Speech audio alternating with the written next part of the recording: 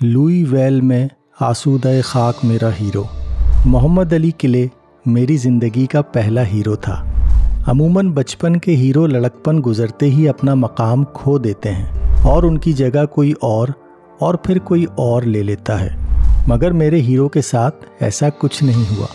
मैं तब शायद 5-6 साल का था जब मुझे मोहम्मद अली से मोहब्बत हुई और मैं 50 साल बाद गुज़िश्ता साल लुईवेल कंटकी में उसे तलाश करता रहा। वो कल भी मेरा हीरो था, आज भी मेरा हीरो है और मुझे यकीन है कि ता ज़िंदगी रहेगा।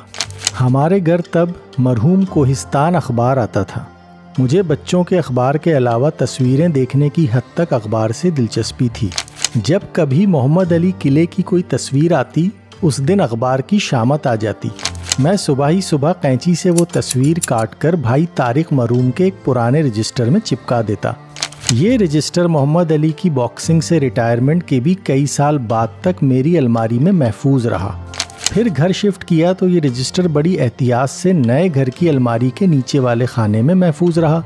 वालदा की रिटायरमेंट के बाद सरकारी घर खाली किया तो बाकी किताबों के साथ इसे भी बोरी में भरकर उस्मानाबाद वाले घर लाया। यहाँ जब दीमक निचले खाने से ऊपर वाले खानों में पहुँची तो दर्जनों किताबें इस हादसे की नज़र हो गईं। इनमें 2-3 किताबें ऐसी थीं जो दोबारा ना मिल सकीं। ये रजिस्टर भी उनमें से ही एक था। ये मैं बार बार मोहम्मद अली के साथ किले जो लिख रहा हूँ, तो ये मैं नहीं, मेरा बचपन है जो ये लिख रहा है।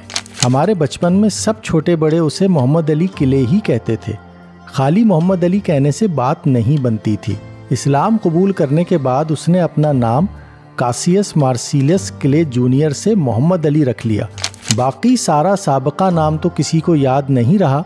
अलबत्ता उसका फैमिली नेम किले हमारे यहाँ उसके नाम का लाजमी जुज़ बनकर रह गया।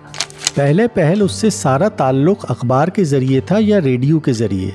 जिस दिन उसकी फ़ाइट होती उस दिन बार बार रेडियो लगाया जाता और ख़बरें सुनी जाती।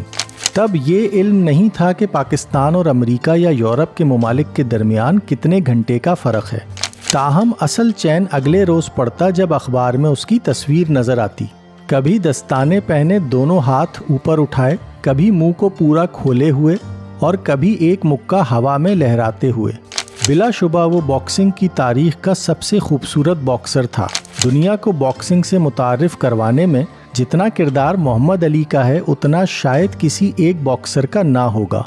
मेरे ख्याल में मोहम्मद अली किले दुनिया का दूसरा ताकतवर तरीन आदमी था। पहला नंबर अब्बा जी का था। मुझे सिर्फ गुमान नहीं बल्कि यकीन था कि मोहम्मद अली किले को सिर्फ एक ही शख्स दुनिया में हरा सकता था, बशर्त ये कि वो बॉक्सिंग सीख लेता, और वो अब्बा जी थे। जब अब्बा जी मुझे अपने हाथ की हथेली पर बिठाकर हवा में घुमाते थे तो वो मेरे नज़दीक ऐसे ताकतवर शख्स थे कि दुनिया में उन जैसा कोई और नहीं था। मैंने एक दिन सुबह मोहम्मद अली के किसी मुकाबले में फतह के बाद हाजी बट्टे के बाग में सैर के दौरान अब्बा जी से पूछा कि क्या वो मोहम्मद अली को हरा सकते हैं। अब्बा जी ने कहा नहीं, वो मोहम्मद अली को नहीं हरा सकते। मैंने फिर पूछा कि अगर आप बॉक्सिंग सीख लें तब भी नहीं। अब्बा जी ने कहा नहीं, तब भी नहीं। मुझे गुमान हुआ कि अब्बा जी मजाक कर रहे हैं। अब्बा जी ने मेरे चेहरे पर छाई बेयकीनी देखकर कहा, हर आदमी हर काम नहीं कर सकता। मैं लाइब्रेरी में जिस तरह किताबों की क्लासिफिकेशन करता हूँ मोहम्मद अली नहीं कर सकता, मगर मैं बॉक्सिंग सीख भी लूँ तो शायद एक मुक्का भी ना मार सकूँ और वो मुझे नॉकआउट कर दे।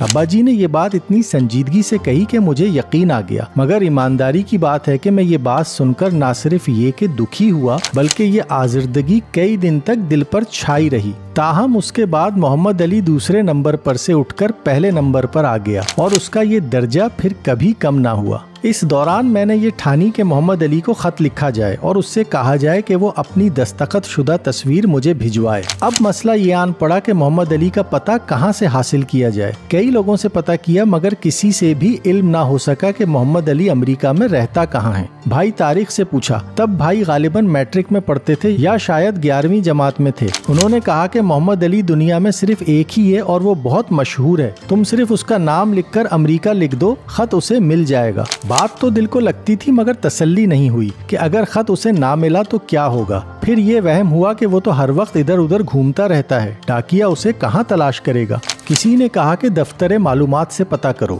अब क्या पता कि दफ्तर मालूमात क्या बला है और कहाँ है। बड़ी बहन से पूछा, उसने निहायत एतमाद से बताया कि मालूमात वालों का फोन नंबर 17 है और वहाँ से सबका फोन नंबर तक मिल जाता है। घर का पता क्या चीज है। अब फोन का मसला आन पड़ा। फोन सिर्फ माजी के दफ्तर में था और उनके सामने मेज पर धरा होता था। माजी के दफ्तर में जाना कोई मसला ना था, मगर वहाँ से 17 पर फोन करना और मुताल्लिका आदमी से गुफ्तगू करना मुश्किल काम था। खैर अगले दिन दफ्तर गया और 17 पर फोन किया। मैंने फोन उठाने वाले को बताया कि मुझे मोहम्मद अली बॉक्सर का पता चाहिए। मुझे किसी ने बताया कि उसका पता आपसे मिलेगा। मैं आज भी उस टेलीफोन ऑपरेटर का तहे दिल से मशकूर और ममनून हूँ कि उसने इनकार करने के बजाय या अपनी लाइल्मी जाहिर करके जान छुड़वाने के बजाय निहायत ही मेहरबान अंदाज में कहा कि उसके घर का पता तो हमारे पास कहीं दर्ज नहीं है, अलबत्ता उसके दफ्तर का पता है, जहां आप उसे खत लिखें तो उसे मिल जाएगा। फिर उसने पता बताया जो आज तक मुझे याद है, amateur boxing association of America, New York, United states of America. मैंने उर्दू में निहायत खुशखत बनाकर एक सफ़े का खत लिखा, साथ एहतियातन उसका अंग्रेजी तर्जुमा अपनी बड़ी बहन मरहुमा से करवाया और साथ रखकर खत में डाला। अपने मट्टी के गल्ले से पैसे निकाले और बाबा फकीर मोहम्मद के साथ जाकर शाहीन मार्केट के डाकखाने से खत पर टिकटें लगाईं और रजिस्टर्ड पोस्ट कर दिया। रोजाना डाकिये से पूछा जाता कि कोई खत आया है। महीने 2 महीने बाद मैं खत के जवाब से मायूस हो गया और मोहम्मद अली को दिल में 2-4 बार कोसा,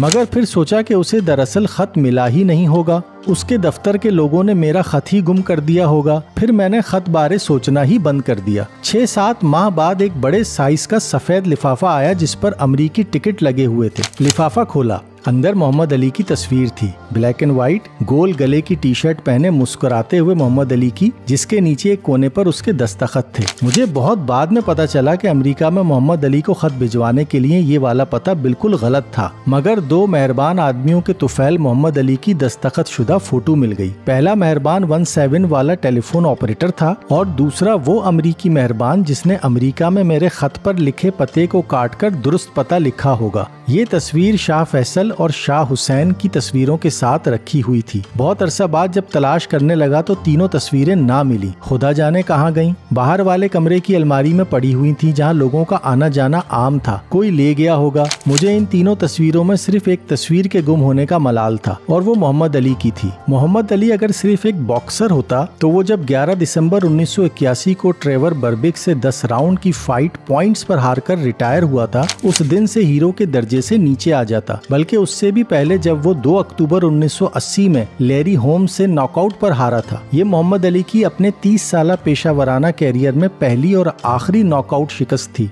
उस रोज उस फाइट के दौरान मैं कई बार रोया। मुझे कुछ समझ नहीं आ रही थी कि मैं क्या करूं। मोहम्मद अली को लगने वाला हर मुक्का मेरे दिल पर लग रहा था। दिल कहता था कि अब मोहम्मद अली कॉर्नर से तितली की तरह रक्स करता हुआ निकलेगा और शहद की मक्खी की तरह डंग मारकर उसी तरह लैरी होम्स को नॉकआउट कर देगा जिस तरह उसने कंसाशा जायरे में 30 अक्टूबर 1974 की रात जॉर्ज फोरमैन को नॉकआउट कर दिया था। उस रात पहले 8 राउंड्स में मोहम्मद अली ने उस वक्त दुनिया के सबसे जोरदार मुक्के मारने वाले बॉक्सर से 8 राउंड्स तक दिफाई मुकाबला करने के बाद अचानक 3-4 मुक्कों का सेशन लगाया। सारा मजमा उस वक्त अली बॉम्बाई, अली उसे कत्ल कर दो के नारे लगा रहा था। इस फाइट से पहले तमाम माहिरीन ने जॉर्ज फोरमैन को फेवरेट करार दिया था, मगर अली ने अपनी बढ़ती उम्र के बावजूद अपने एतमाद का मुजाहरा करते हुए कहा कि मैंने इस मुकाबले के लिए कुछ हट कर किया है। मैं मगरमच्छ से कुश्ती जीता हूँ, वेल से गुत्थम गुत्था हुआ हूँ, बिजली को पाबंद किया है, तूफान को कैद किया है।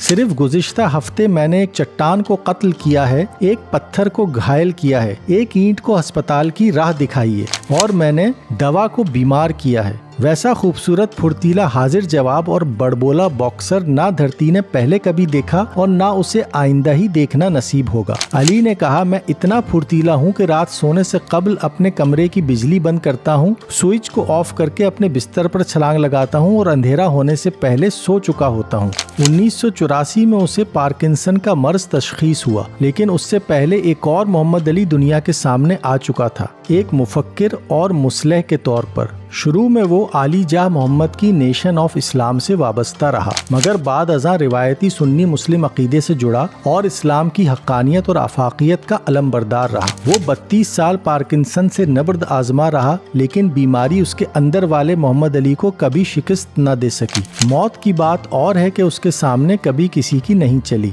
लुईवेल से उठी आंधी की खाक बिलाखिर लुईवेल में तह खाक हुई। मैं 2015 में लुईवेल गया तो अली से मिलने की कोशिश की, तब पता चला कि वो एरिजोना जा चुका है। शफीक के जिम्मे लगाया कि वो मोहम्मद अली और करीम अब्दुल जब्बार का पता करे कि वो कहाँ होते हैं। शफीक ने वादा किया कि जब अगली बार आओ तब मोहम्मद अली और करीम अब्दुल जब्बार को मिलेंगे। अगर मुझे पता होता कि अगली बार वो अमेरिका छोड़कर दुनिया ही में नहीं होगा तो मैं तभी अपने बचपन की हसरत मिटा लेता। मगर ये जो मलाल है ना, ये सदा हमारे साथ रहते हैं और हमारे मरने पर भी खत्म नहीं होते, मुंतकिल हो जाते हैं। जिंदगी रही तो इस साल डॉक्टर बाबर चीमा, डॉक्टर जब्बार और डॉक्टर असद इस्माइल के साथ अपने हीरो की कब्र पर फातिहा के लिए जाऊंगा। शायद इस मलाल में कुछ कमी हो जाए,